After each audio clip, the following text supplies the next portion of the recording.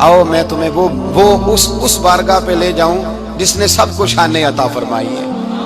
हजरत अबू बकर सिद्दीक रदी अल्लाह ताला अन्हु खलीफतुल मुस्लिमीन बने, खलीफा बने तो सवेरे, जिस रात खलीफा बने सवेरे सर पे टोकरी रखी, मंडी की तरफ जा रहे हैं।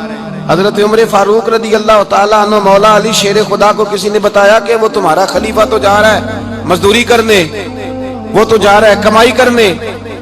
हजरत अली शेर खुदा मौला कायनात जनाब फारूक आजम दोनों ने रस्ते में रोका। अबू बकर कहाँ जा रहे हो?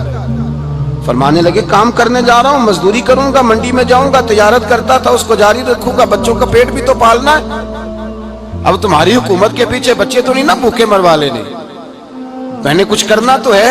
हजरत उमर कहने लगे चला आके बैठ, हम सहाबा को इकट्ठा करते हैं और माले गनीमत से तेरा वजीफा लगाते हैं, आपको वजीफा मिलेगा माना। तो आप बैठ करके मस्जिद में तो ड्यूटी करें।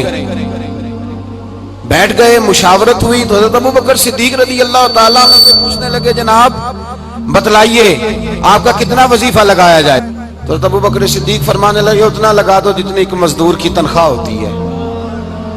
तो एक सहाबी बोल के बड़े मीठे और धीमे लहजे में कहने लगे अबू बकर अगर तेरा गुजारा ना हुआ तो, अगर तेरा गुजारा ना हुआ तो अबू बकर सिद्दीक फरमाने लगे अगर मेरा गुजारा ना हुआ तो मैं मजदूरों की तनख्वाह में इजाफा कर दूंगा, अगर मजदूरों के घर जलने लगेंगे तो मेरा भी चलेगा, मैं उनकी तनख्वाहें बढ़ाऊंगा सिर्फ अपनी।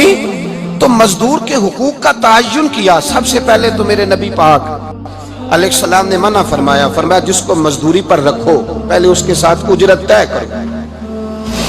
हुजूर सल्लल्लाहु अलैहि वसल्लम ने फरमाया जब तक उजरत वाज़े ना हो जाओ किसी को काम पर, जब तक उजरत वाज़े ना हो जाए, मुकम्मल ना हो जाए कि क्या देना है तय करें।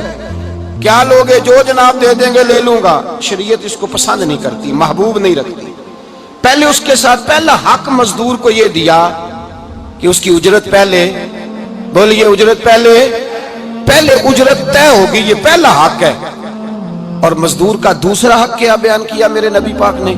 फरमाया जब, और ये ऐसी आला बात है कि जितने हुकूक लिखने वाले हैं ना, जितने बैनुल अक़वामी सतह पर इंसानी हुकूक का चार्टर बनाने वाले हैं, वो कहते हैं कि ये ऐसा नुक्ता हुजूर ने बयान कर दिया है कि इससे आगे को बढ़ ही नहीं सकता। ये ऐसी बात है कि जिसकी शरह भी कोई नहीं कर सकता। मेरे हबीब करीम अलैहिस्सलातु सलाम ने फरमाया पहले तय करो। और क्या खूबसूरत लफ्ज है, कानून बना दिया। फरमाया जब मजदूर मजदूरी कर ले तो उसका पसीना खुश्क होने से पहले पहले उसे अदा कर देना। उसका पसीना खुश्क होने से पहले उसे उसकी मजदूरी दे दो।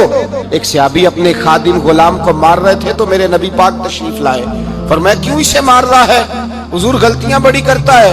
तो नबी पाक ने फरमाया जितना तुझे इस पर इख्तियार है ना, उससे कहीं बढ़कर मेरे रब को तेरे ऊपर बड़ा इख्तियार है। कहा हुजूर ये बड़ी गलती करता है, मैं आखिर कितना माफ करूं? तो हुजूर ने फरमाया उतना माफ कर जितना मेरा रब तुझे माफ फरमाता है।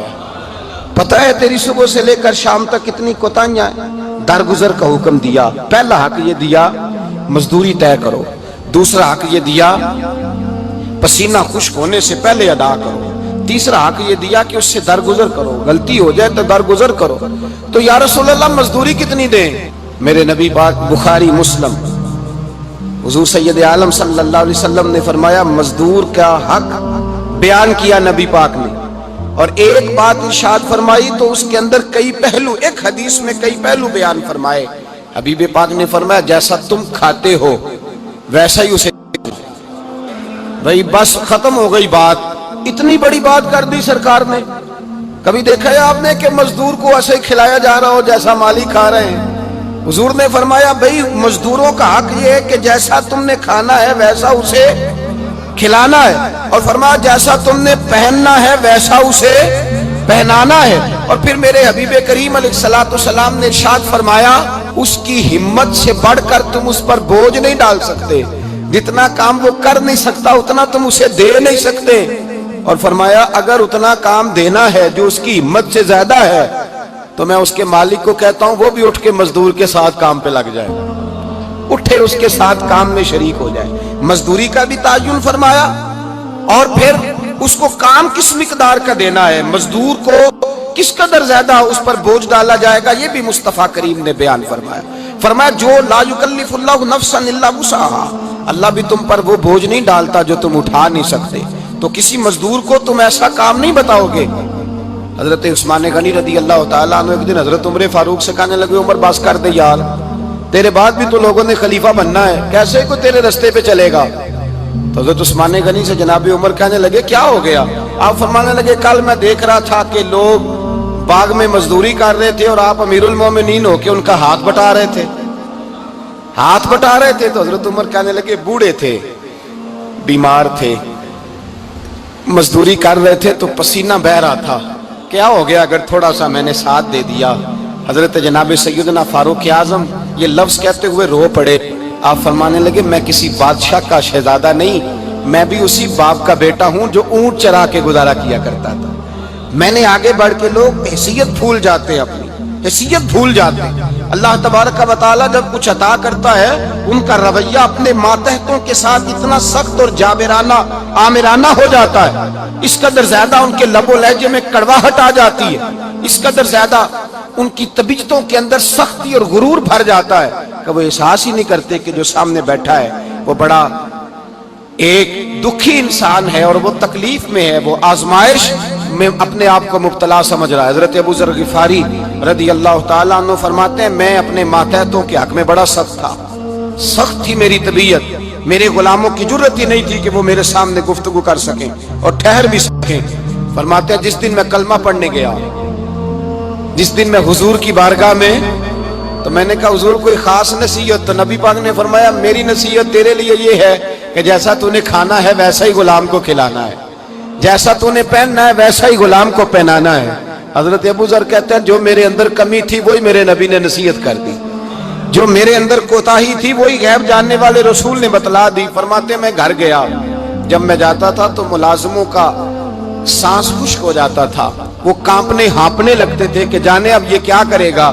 حضرت ابو ذر غفاری فرماتے ہیں میں گیا، ایک شخص سے میں نے کہا کھانا پکاؤ، کھانا پکایا، دسترخوان پہ لگایا اور اپنے سارے ملازموں کو کہا آؤ یار میرے ساتھ بیٹھ کے روٹی کھاؤ، آؤ سارے میرے ساتھ بیٹھ کے کھانا کھاؤ۔